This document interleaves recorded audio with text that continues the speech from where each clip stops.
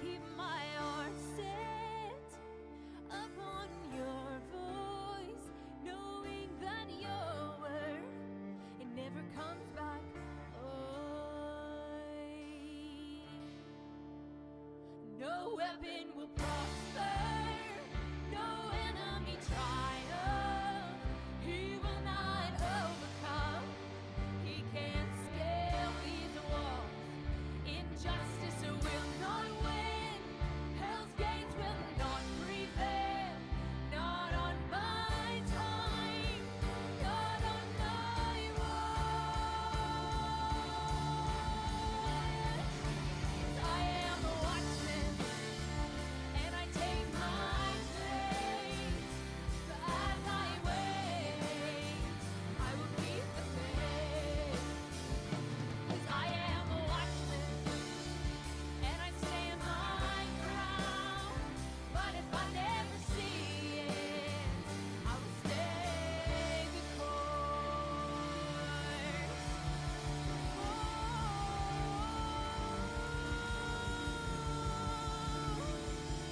I will run the race, I will fight the fight, and I will keep the faith.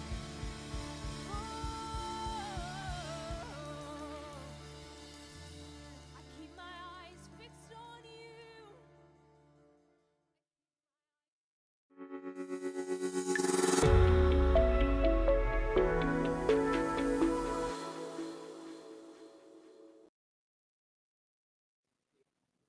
Well, welcome everybody.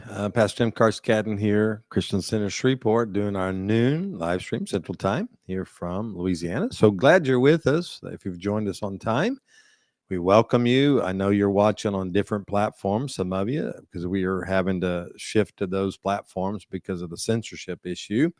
And we want to talk about some very sensitive issues today. So we wanted the liberty to do that. We are obviously, if you're watching this on YouTube, on our Pipeline report page, or site, I should say, and then also you guys on Rumble, Pipeline report line there. Now, that is the place, if you'd like to put comments, you'll be able to do that. YouTube is not allowing us to put comments on the YouTube page. So if you want to put comments, you need to shift over to Rumble. Just type in Pipeline Report, and you can find us there. It's a PR, red and white letters on the icon, so you can find us there. Please also, when you go to that channel, make sure you subscribe or follow, however they put it. That helps us as well. We're trying to build up that issue because that affects a lot what we do. Whether you watch all the time doesn't matter. Make sure you follow. That's very helpful to the ministry that you would do that. And we thank you for doing that. First of all, we want to thank you for following us, whether it's on YouTube, Facebook, or whatever. And again, we remind you that we're doing this because we want to keep our channels open, especially Facebook and YouTube, Christian Center Shreveport, mainly for our ministry services and our outreach that way. And we don't want to risk losing those pages because we have big subscriptions to that. And people love to watch our services and stuff. We don't want to jeopardize that. So I have Randy Grigsby with me today again, my fellow partner in crime. And of course, what the left says is crime. We don't. We call it freedom and liberty. That's what we call it, because that's what our First Amendment right has done. Now, yesterday I spoke on a shaking in our nation, and I ascribed some laws that I think are very important for us to understand that about church separation, church and state. Originally, our founding fathers did not want that to be an issue. The whole point of separation church and state was that the state would not tell the church what to do. And now the Establishment Clause of 1947 has allowed the federal government to intervene. As a matter of fact, it encourages them to intervene to the states when religious entities start infringing on what they call their rights as a state. And so now we've had a reversal. That was a U.S. Supreme Court justice ruling in 47. And I think that's interesting. That's right before Israel becomes a nation. And we have that whole issue going on that we lost some of our rights then. The Johnson Amendment, which President Johnson put in place, which says that a church cannot speak on political issues from the pulpit. was put into place because President Johnson was punishing some of his opponents who were against him and using what he called nonprofit status to speak out against him. So he put this law. It really wasn't for the church. It was really against some nonprofits that were speaking against him and his administration. But he put nonprofit. Well, that threw everybody in the church world under the bus because we're all nonprofits. So that became a backlash. And fortunately, President Trump, through executive order, removed the Johnson Amendment, which gives us the right to speak from the pulpit, which we do. The problem is YouTube doesn't. They take it to the next level, and they say even though the Fed government says you can do it, we say you can't because they're a private entity. So YouTube, Facebook, and so we've lost some of our rights with them, but it's their business and it's free. We're not paying. Well, we do pay some because we have a premium account, but it's pretty much free to be on. So you can't argue a whole lot about that. But nonetheless, that we found ways to navigate, and that's why we are where we are right now on these two platforms. So please tell your friends who may have followed us on Facebook or on the Christian Center YouTube page that we're over here, because we've seen some comments sent to us. We can't find you. We can't find you. So please, if you know anybody, let them know that we have slid over here. I always want to start with an Israel update. I was trying to find some video, but I couldn't find it. It's a very tenuous situation. President Biden has put together a ceasefire proposal. We know he didn't. Whoever is his talking heads are doing it, but they put together a proposal to release, children, women, injured, the remains of hostages have been killed, etc. And so there's a 3-phase. First 6 weeks this happens, and then the next 6 weeks, which Hamas is never going to abide. They may agree, sign up on, say they're going to do it, but they may not abide. I don't think they'll ever abide with it. But nonetheless, there is not one piece in the proposal that says Hamas will be removed or that they will not have a governing body in Gaza, and that is just. That's a no-go. There's not a starting point there. And this is where the battle. Lapid, who's the former prime minister, the left-wing prime minister of Israel, came out and said that Netanyahu would be for this proposal, which was premature, which is exactly what the Hamas says. They said, Netanyahu has agreed to this, and it's never true. He did not agree. And so Prime Minister Netanyahu had to come out afterwards and say that's not true. We have to address the fact that Hamas cannot stay in power. Now, the Biden, proposal, it allows none of that. It doesn't say one word about Hamas. Basically, it's all about the hostages and Israel stopping the war. Now, from the inside, we're hearing that one thing that they want to possibly do, is go to a ceasefire so that they can focus their attention on the north and Hezbollah.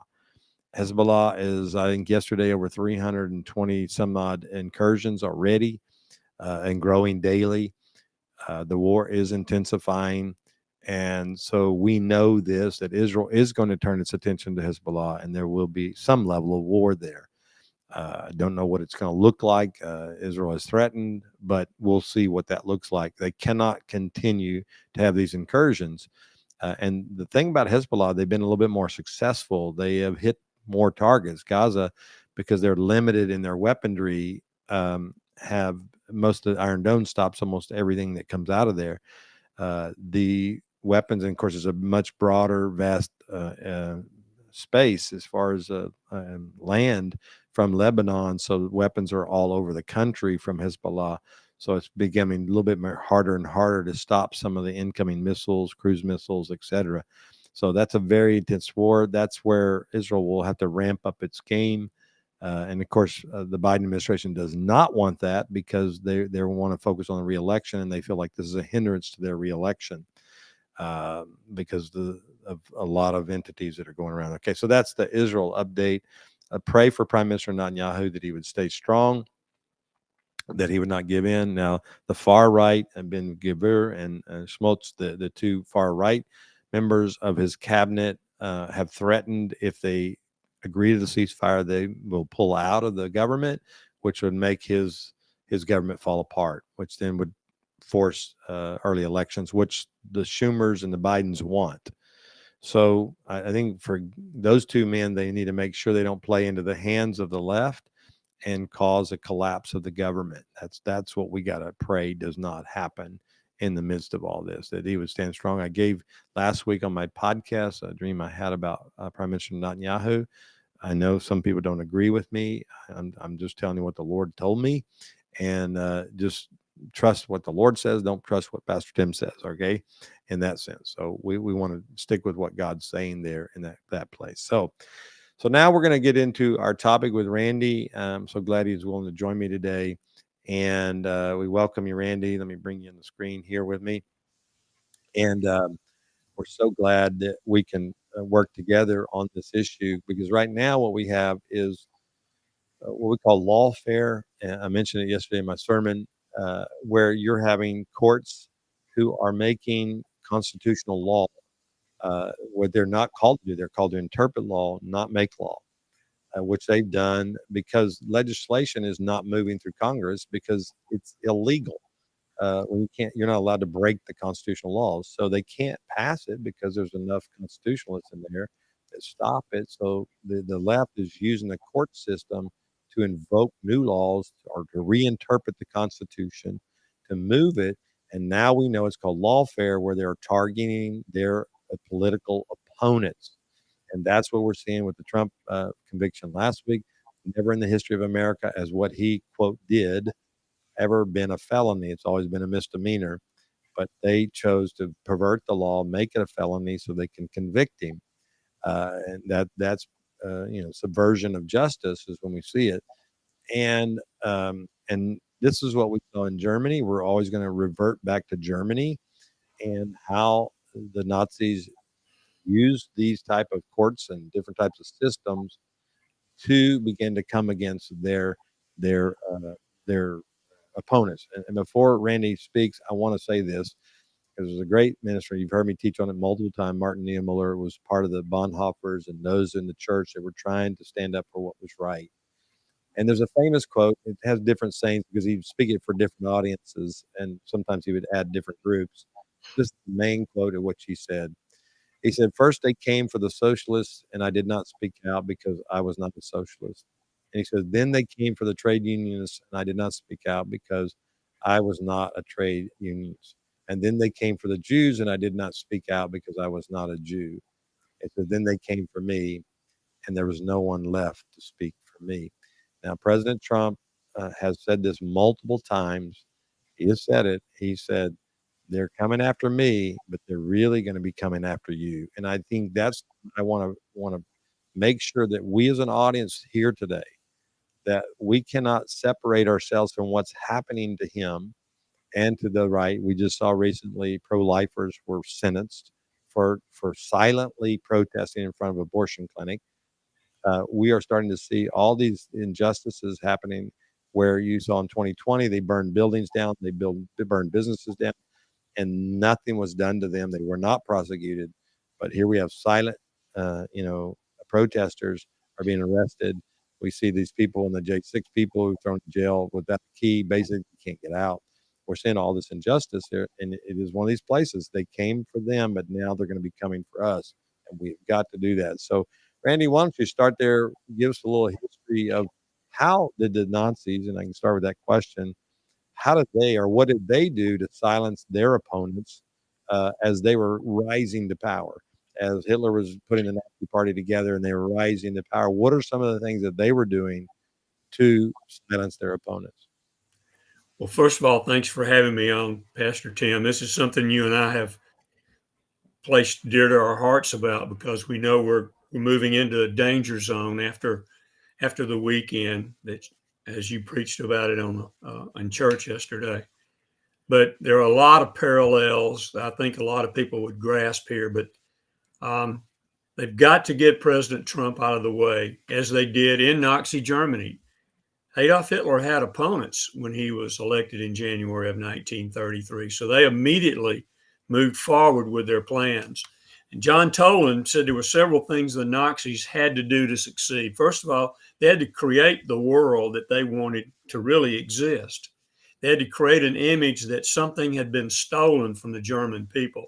Now let's keep in mind there is a difference in the situation we're looking at. The German people in 1930s were victims of the Paris Treaty after the Great War.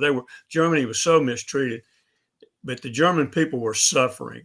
So the Nazis had to make it look like they were being stolen from the German people again, and they were losing more. And they had to create an image that what they were doing was going to be justice and not injustice. Mm-hmm. And to accomplish all of this, they had to create some events, to be honest, they were very good at. And after the election in 1933, the first thing that they created was what we know as the Reichstag fire. The German government building was burned down. We now know that was all falsified, that they burned it down themselves, but they had to create this chaos. They had to create this sense that they were going to help the German people be protected. And so they arrested a young Dutch communist. He actually confessed to it. I don't know. I didn't go into all the details on that. But from that, think about the legislation that happened because of the Reichstag fire. Even President Hindenburg, of course, he was old and he should not even been in office anymore, but he was very old and kind of, I hate to use the word senile, but he kind of went along with Hitler on some things. He created the emergency decree, which was called the Protection for the German People, a good passive title. This was going to protect the German people, when in fact what it did was it persecuted and oppressed any political opponents, and they were listed as traitors, and they were imprisoned for no reason. The freedom of speech was gone within 60 days after Adolf Hitler was elected in January. And then there was the election of 1933, which was in March. The Reichstag fire created such an atmosphere among the German people of uncertainty. A lot of them voted for the Nazi party. They sensed it as stabilization to the German society. So they positioned themselves very quickly, the Nazis did, that they were the rational answer. Yeah. And all of their opponents were far out left and far out right, communist and the conservative part of it. And then there was a reign of terror after that. Shortly after that, all political parties were actually banned in July of 1933. Trade unions were banned the next month. So by May of 1933, this is the thing that always amazes everybody, Pastor, how quickly this moved. It could happen here now with the road we're going down. We could see things really speed up, right, within our society. And then, of course, I'll list this one, and then I'll stop for a moment. But the Enabling Act of March 1933. Yes. Hitler could then rule by decree rather than passing legislation. So what he's done since January to March, he has eliminated political opponents. He's eliminated trade unions. He has now said that I am the law. There is no boundary between legislature and the chancellor and the president. He blurred those lines. It was just one power then, which is what you've talked about in the our judicial system here. The lines are becoming blurred where judicial systems make law rather than interpret law. And so that really has, and by doing this to President Trump, where a president this has never happened to a president before, what they're doing is what that was done in 1933 Germany. They've blurred those lines between power of the three separate parts of our legislature and so on. And now we have this critical race theory. We have all these other groups, BLM, others, who are part of this movement toward Marxism, whatever you want to call it. And they really are taking their game plan. And listen to me, everybody's listening today. They're taking their game plan from what the Germans did. And both those movements are Marxist in origin, with the CRT, the critical race theory, being a derivative of the German Marxist Frankfurt School, and a member Max, I can't say his German name, Horkheimer. 1937, he had an essay titled "Traditional and Critical Theory," and one of the BML founders on record stated that that they were trained as Marxists from that German background. So, and again, of course, we know the Aryan race, the whole thing they did, the Germans did. So we're seeing the same foundations. And then communism, which we believe socialism is a bridge, there's no doubt, to communism. And so we're moving towards socialism. And this administration that we're dealing with right now is part of that. And there was what they called the 45 goals. It was put into record in 1963. I found this in congressional record by Congressman Albert Herlong of Florida, Democrat. And he listed the 45 things. And just let me read a couple of them. One is to capture one or both of the political parties in the United States. Number two is to gain control of the schools and teachers associations and to soften the curriculum. Sound familiar? To gain control of all student newspapers. We just saw this with the anti-Israel, pro-Hamas movement. Infiltrate the press. Forget it. They control it now. Gain control of key positions in radio, TV, and pictures. Eliminate laws governing obscenity by calling them censorship and a violation of free speech and press.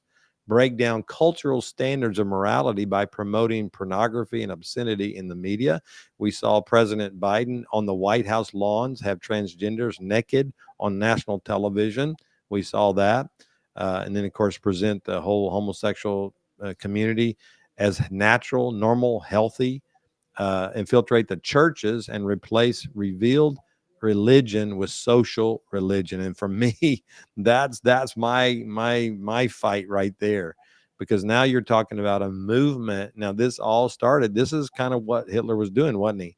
He was beginning to build a race up, and that we've got to get rid of all other races. And you can see these goals was to pervert God's laws, God's ways in a nation, and then begin to think, when you lose your moral fiber, there's no way a nation can stand. There's just no possibility it can stand.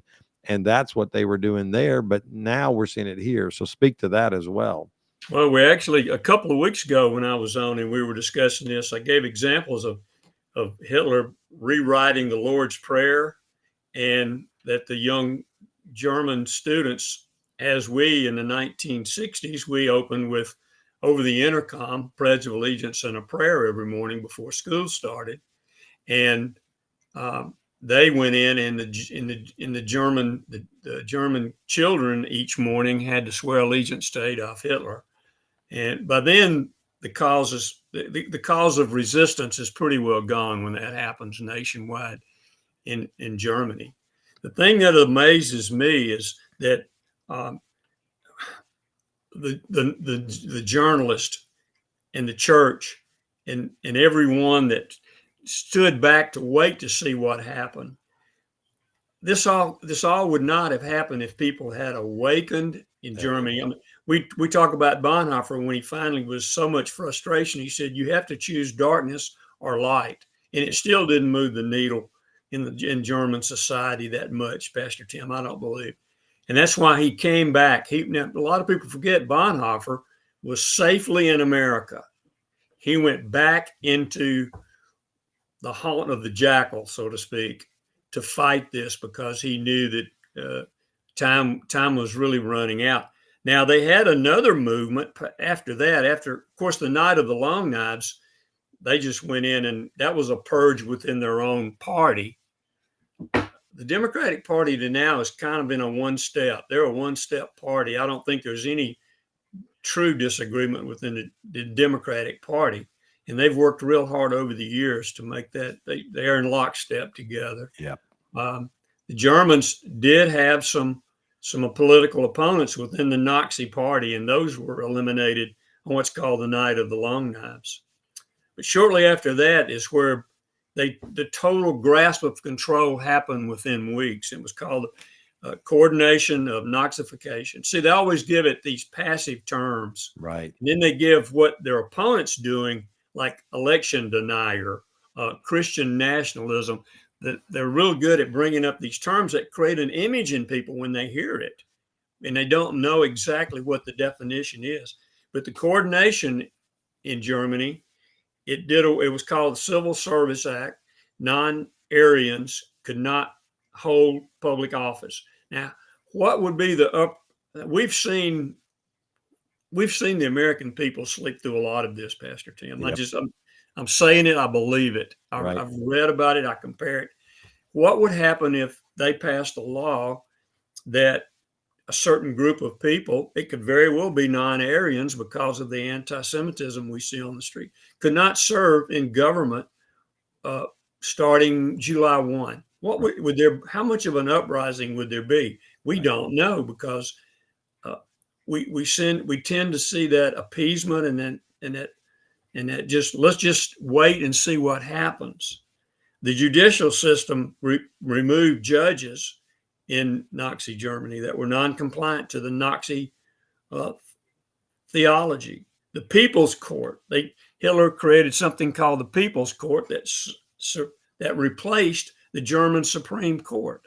Now, he had to do that because one advantage we have as a country over Germany is that we have a strong state government. And a journalist by the name of Edgar Meier that I read about was in Germany in the 1930s. And it's different. We have a strong state government. Germany was a strong federal government. But to bypass that federal government, they had to create what's called the People's Court. Another good term, see. German people looked at it in the 30s, said, People's Court, what can be wrong with that? It replaced the German Supreme Court.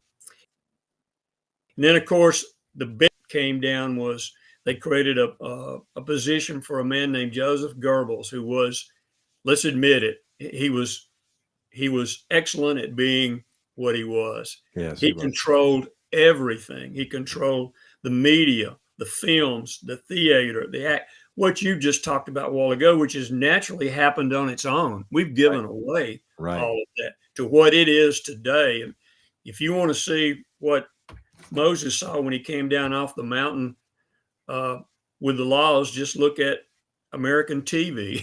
I mean, it's all out there in front of us now. Right. And the main disappointment is the media. Yes. They had to take over the media in Germany. But for us here, it became just an act that, at one time, I don't know if a lot of people know this, but during the war, which I'm studying a lot about, and I mentioned this before we came on the air, the difference between 1930, 1940 journalism in America and now is shocking.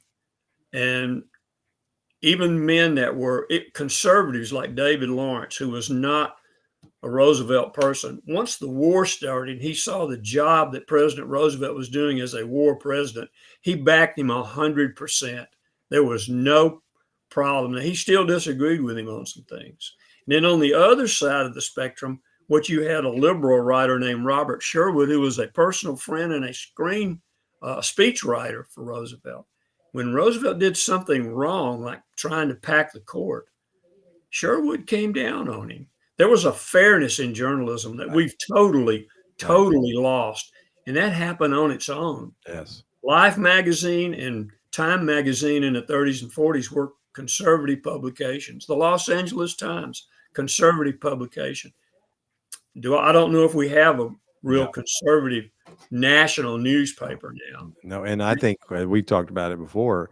Even the conservative ones, it's about the money. I shared it yesterday, and it drives ratings. It's about fear mongering, all the things that they do. Okay, I understand you got to pay for the bills, and I get that. But the fact is, I think the journalism broke down when we lost the schools, because the journalist schools are not putting out objective reporters anymore. I don't know that there's hardly any true objective journalists out there anymore. And I can't really blame a lot of them, because they weren't taught it in school anymore. They had a conviction or they didn't have a conviction, and maybe they superseded their education and decided, I'm going to do what's right despite what they've taught me here.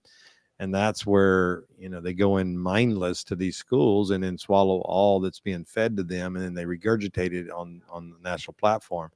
And for us who've watched Russia through our lifetime, and China, places like this, the Soviet Union, where the media was nothing more than the mouthpiece of the socialist communists, that's where we're headed to right now. Every time the media right now comes against Biden, he rebukes them and says, you guys are fighting us. You've got to start supporting us in what we're doing.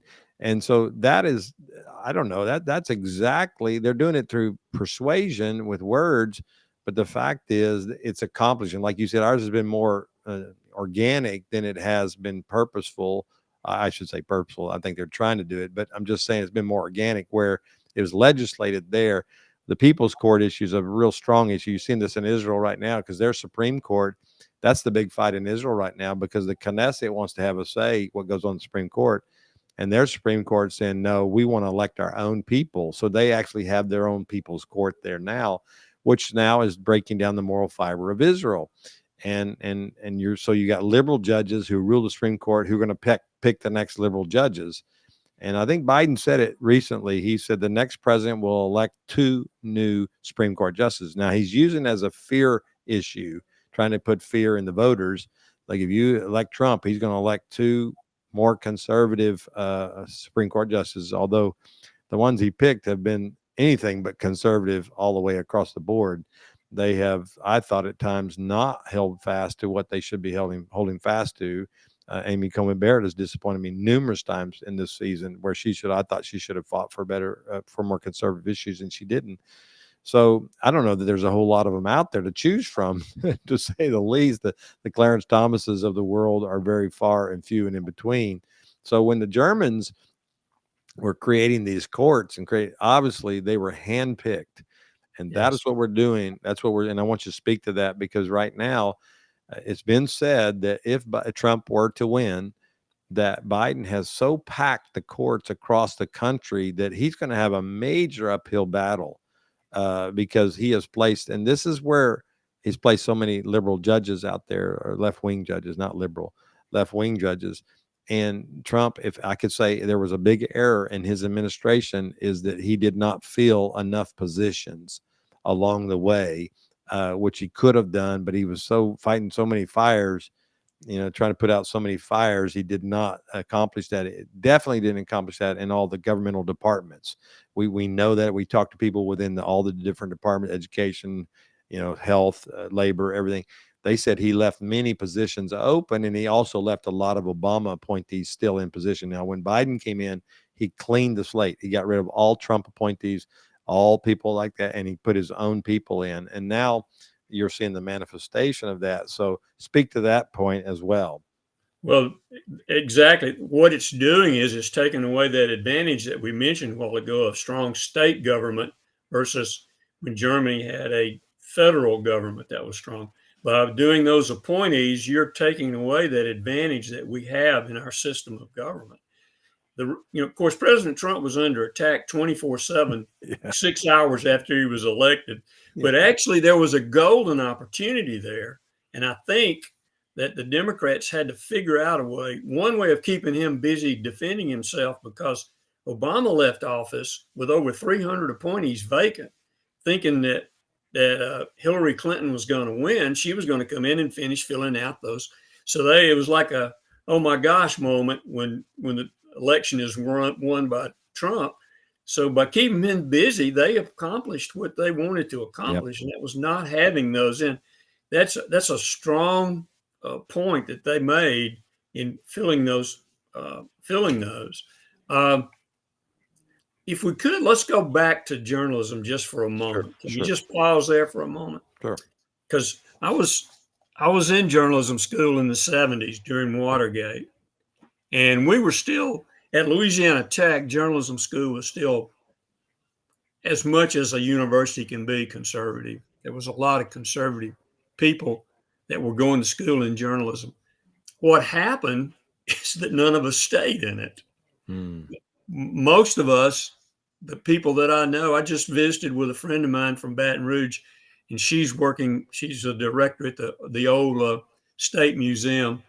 Very few people that we graduated with in J school stayed in journalism. First of all, you could probably make more money digging a ditch than you could as a journalist in Shreveport or in local papers. But there was a fairness that we were taught. I remember when Jimmy Carter's chief of staff came, I can't remember his name, but here we were, a bunch of conservative journalism students, and we treated him with the utmost respect. That a president of the United States doesn't get that kind of respect now. And we were taught that. So I think in the 70s, Vietnam War, Watergate, or whatever, it changed the whole dimension of journalism. And the reason I wanted to pause and mention that is I think this is a huge weakness that we have.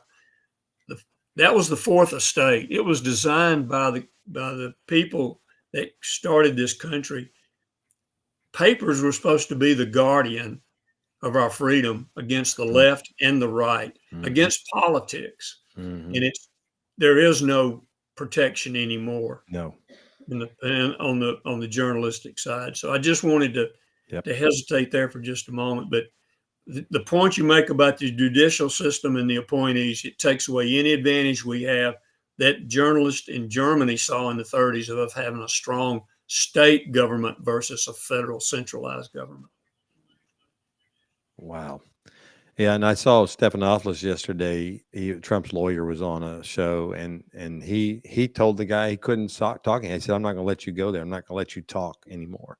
And I think that's what you're seeing now. They so control the narrative on the public platform that you don't get to see a balanced program, where you get to hear both sides of the story, or at least you get to hear a challenge to what's going on here. So to me, that's where the church had surrendered those 7 mountains. We've talked about that numerous times, where we just wanted to go in our little cubby hole and just do our little thing and think that wasn't going to affect us.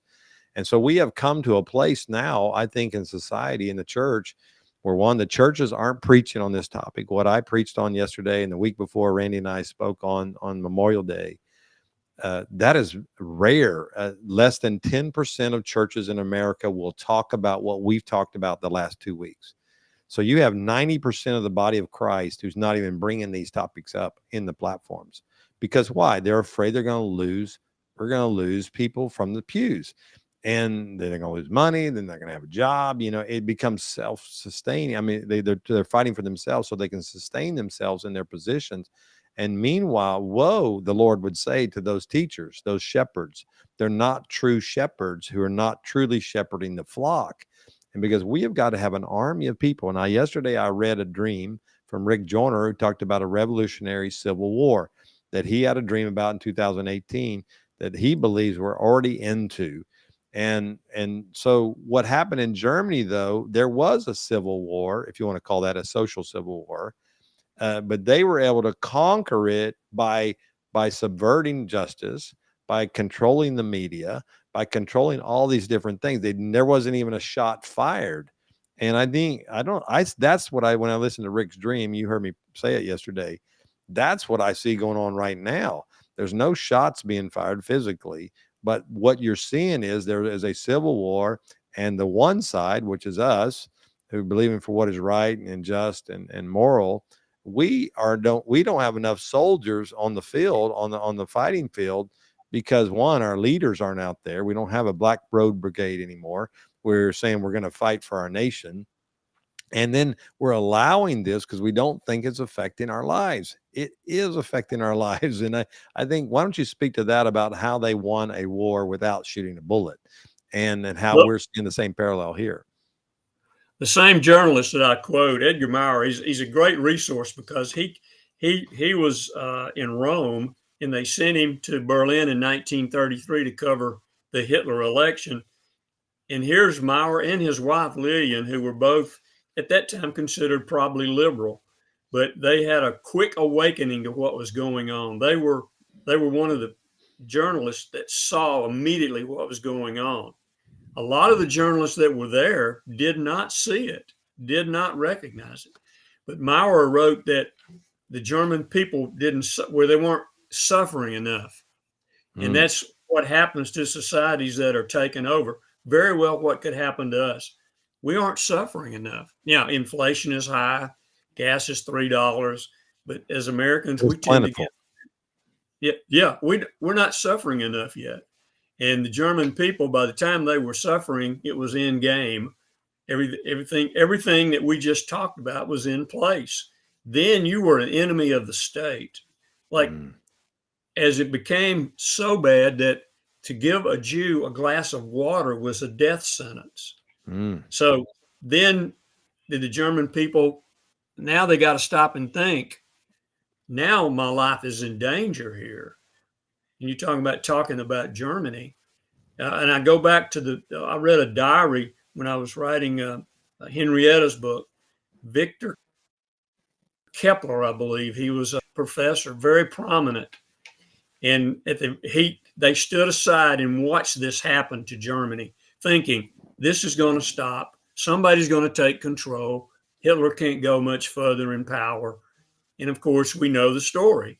And at the end of his diary, when he actually got out, but he said, if I could go back and do one thing, I would apologize to my friends and to my family and to my children that I did not do enough. Of course, by then it's too late. It happens so quickly.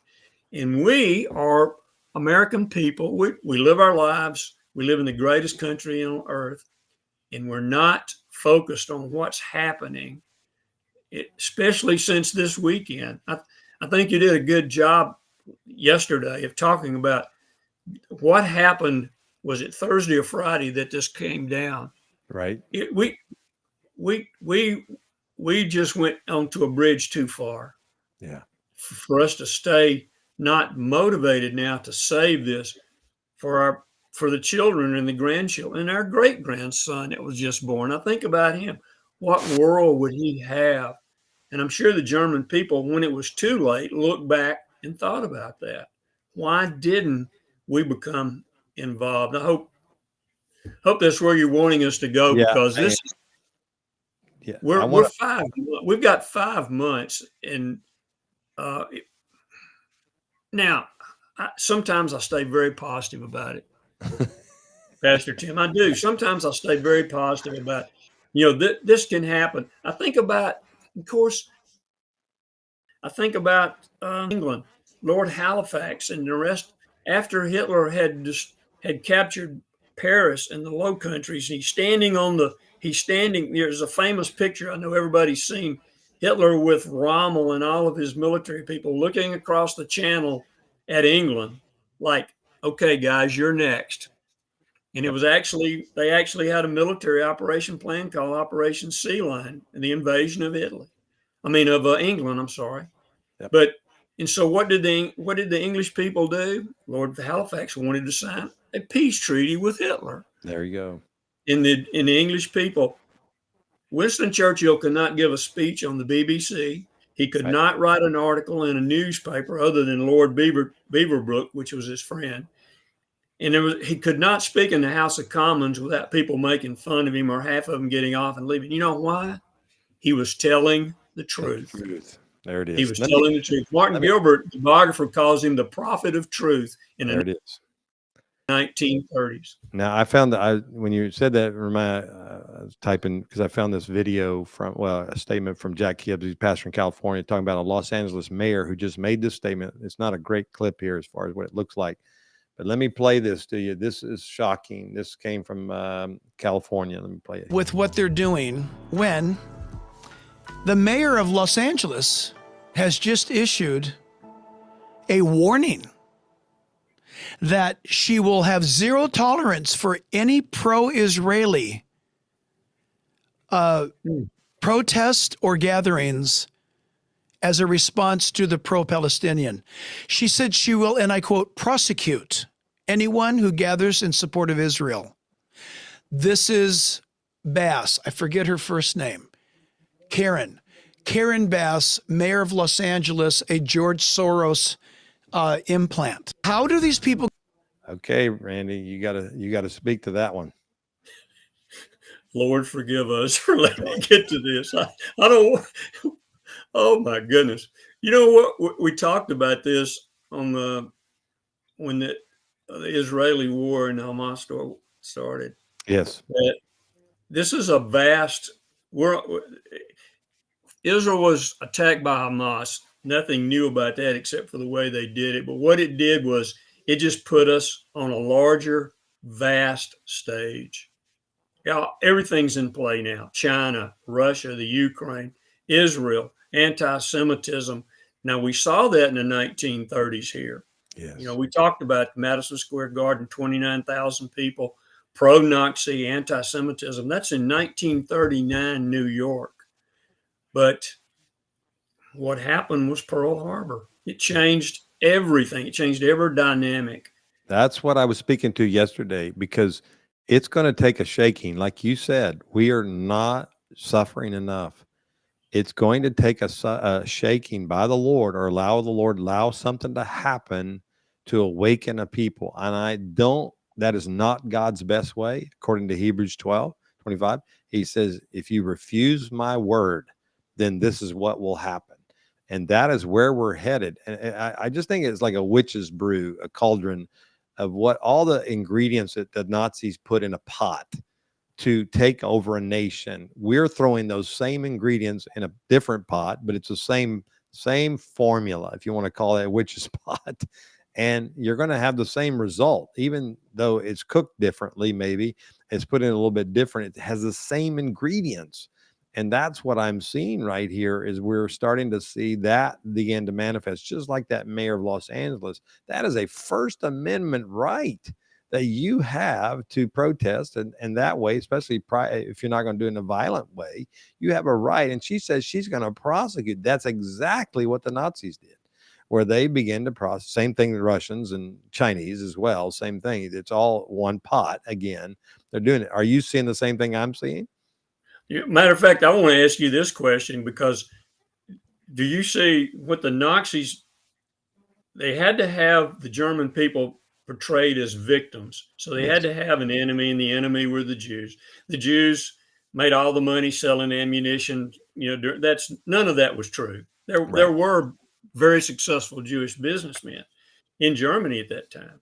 But now you've got the anti-Semitism that is just rampant on our streets. There's a huge parallel right there. Yes. To me, between the Jews in Germany and then what's happening here. And we're going to lose. We have to not lose our blessing in backs Israel. It's hard to do that now with our administration. We're not supporting Israel as we should be. So. And the Lord has always blessed a nation that keeps his people, his chosen people, Israel, the Jewish people. Now we realize we're chosen too, because we got grafted in. But the fact is, he always blesses a nation who takes care of them. And we have taken care of them since World War II, mainly. I mean, before that, they were obviously here before, but we became a refuge where they have thrived. And outside of Israel, there are more Jews here than anywhere else in the world. And they are thriving here, and God has blessed our nations. And now we are coming against them. It's becoming fashionable to be anti-Semitic. It's becoming acceptable to speak out. And I'm not saying there's not some bad Jews. There always has been, and there always will be. Read the Chronicles and the Kings. I mean, it's just one after another. So we're not saying they're a perfect people, but they are a covenant people with God. And that is something that we have to understand when we're rising up right now. And that's what Hitler did. And I think that's the Antichrist spirit, that recognize they're the root of our faith. And if he can cut the root off, then he thinks he can cut off our faith. And we have to fight for that right now. And this is a moment we're doing the best we can on the platforms we're given.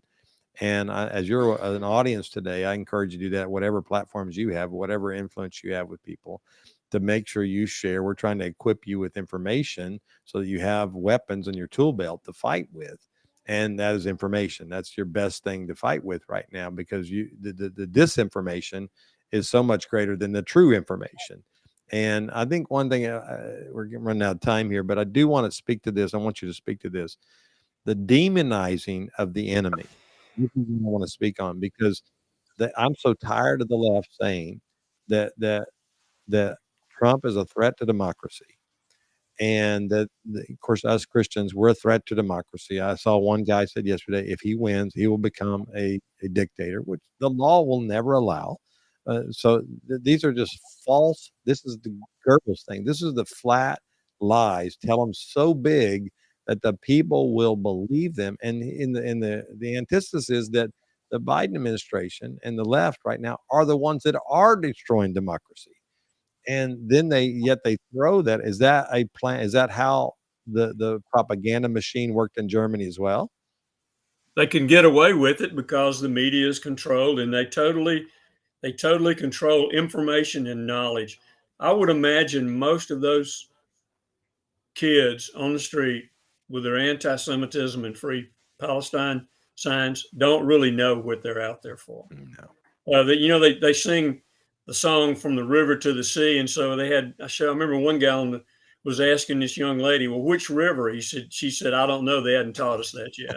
So she's out there lambasting the nation of Israel and has no clue.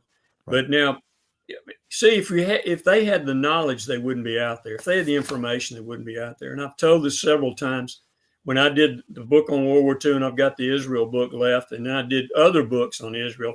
Most of the resource books I bought through Amazon, $5, no shipping, send it to you.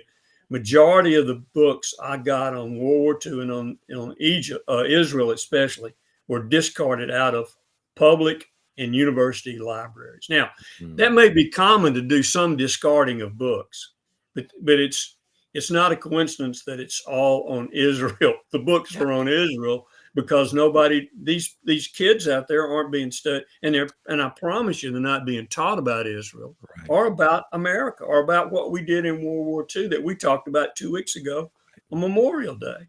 They don't have that information. So once that information is captured and put away, then it's another link in our strength that's going to be gone. Yeah, and of course the media protects, the lies, and I think that's what you saw in Germany is that they protected the lies and the deception. The communists, when I talk to people who came out of the communist nations, Eastern Europe, they just lie. I talked to one guy in Bulgaria one time about earthquakes. They had an earthquake in their nation, a really bad one during the communist era. And I said, I never heard about that. He said, "Oh no, in communism, you can't have an earthquake." So, because everything's perfect, it's utopia. Is the last thing they would do is report on it. And I think that's where you have this whole control issue where they're controlling the narrative. And in Nazi Germany, they did the same thing, the demonization of that, and then protecting the lies. And I think right now, today, we probably should have talked a little bit about our friend, Mr. Fauci. That is, he's testifying before the Congress again today, where he admitted this weekend that he literally made up the social distancing, that he had no proof that it would work. He just literally thought it was an idea and threw it out there. He also had no evidence that masking worked with children at all, but he said, "Well, we just did it anyway." And he's admitting it now. And this is where, okay, he's even admitting it and he's getting away with it on top of all that. So today we're gonna have a bunch of congressmen, senators, whatever, screaming at him and telling him how bad he is. Nothing's going to change because they're not passing legislation to deal with that type of thing. And the media, won't even report on it. We're having to watch it through social media sites or some few conservative sites. And, they're going to beat him down, admit he used U.S. money to fund the gain of function in Wuhan and all that. But the fact is there's no punishment for that because the court system, the very thing. And that's where I guess you could say what happened in Germany was even when they did illegal things or did wrong things like this, that they could get away with it because the system was so controlled by that party. And that's what we're seeing. Do you see the parallel there as well? Oh, here, I was just thinking as you were talking, here's a great parallel between yesterday and today. In the night of broken glass, when the Nazis destroyed synagogues and murdered Jews on the streets, when they reported the synagogues on fire, the German fire brigades came and watched them burn. But in the German press, the Jewish people on the streets watching their synagogue burn and urging the firemen to put them out, they were reported as the troublemakers that were rioting in the streets, and that caused the synagogues. So see, it totally painted that different. All right, switch to present day, and I was just thinking of this when you mentioned Fauci. And when COVID was hot and it was really just getting really going, and most people probably know this, but in a certain time frame, Florida had 500 deaths in the nursing homes because the governor of Florida was putting them into isolated areas if they came in. What was New York doing? They were putting COVID patients COVID positive patients back into the nursing homes. So in that same period of time where Florida had 500, New York had 12,000. Right. There's a Pulitzer Prize for a journalist that would cover and write on that story. Right. Why didn't one journalist pick up on that and write? I mean, there's a Pulitzer sitting here for a journalist. Nobody in the major media even made a blip about that. It's so And there's that's where you the- control yeah, the information. that's where we are. So folks, as we close out today, and this is our point, well, obviously we're going to pray, but we also need to put our feet to the ground, and obviously in November we got to make a difference. I think when President Trump came out of court, he said the next court case needs to be in November. I agree with that. We have got to engage, and we got to pray for the states. We are going to focus our focus. We're going to shift a little bit on Tuesdays. I'm not sure tomorrow, but in the days, the rest of the year. And we're going to pick states every month and start praying over certain states, especially the swing states, that we would have an awakening where the people would engage. And I think there is a grassroots movement. My personal gut feeling, I'm asking God to give me revelation about that. But I do believe there's a grassroots movement, and we have a lot to digest of what's going on. And I just thank you, Randy, for helping us with the information. And it's, I don't know, it's like you see it happening, and it's like you know what's happening, and you can't do anything to stop it, but you can.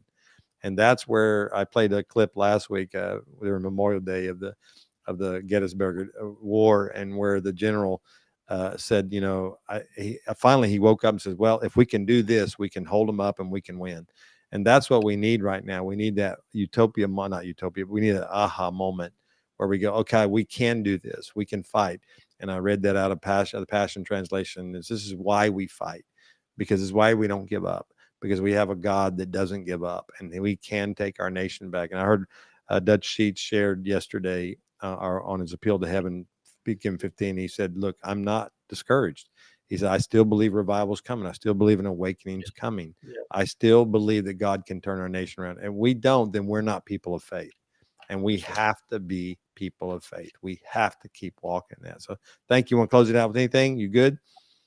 I'm not going to give up on America, and I'm not going to abandon Israel. So Amen. see how it goes. Thank you, Randy. We'll do again hopefully next week. All right. Okay. Bless you, bro. Well, thanking Randy. Randy, if you don't know who Randy is, he's our resident historian in the House of Christian Center, also an author. Just go to Amazon, type Randy Grigsby books. He has 2 books in there that I think about the Holocaust that are just amazing. He's writing another one right now, and we're so honored that he's part of our house and working with us and walking with us. We gave you a lot of information today. I realized I could have played some videos and stuff, but I wanted you to just have the foundation of what we're fighting right now. We are headed back, or we're headed the same direction that Germany was in the 30s. We are seeing the same narratives. Like I said, it's a witch's brew. It's a demonic brew. What we are throwing the same ingredients in, and we have to fight. The passage that the Lord's given me, and I'm not letting go of it, after what happened last week with that unjust decision, was Isaiah 10. He said, woe to those who enact evil statutes and to those who constantly record unjust decisions. And the Lord, when he gave me that scripture, he said, you have my right to release my woes. And the word woe there in the Hebrew really is about God awakening and moving and dealing with issues.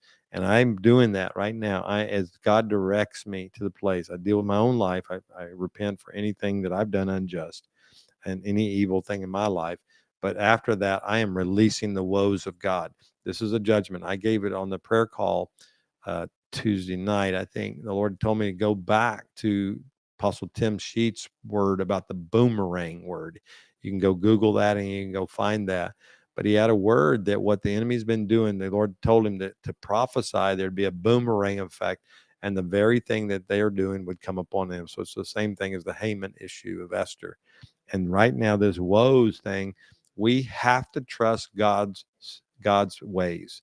And God's ways is that the wicked will not prosper, that what they sow, they shall reap. And so we have to remind ourselves it's not our responsibility to bring the reaping. It is God's. His vengeance is his, says the Lord. But we also need to have faith that he will bring vengeance and that he will bring justice.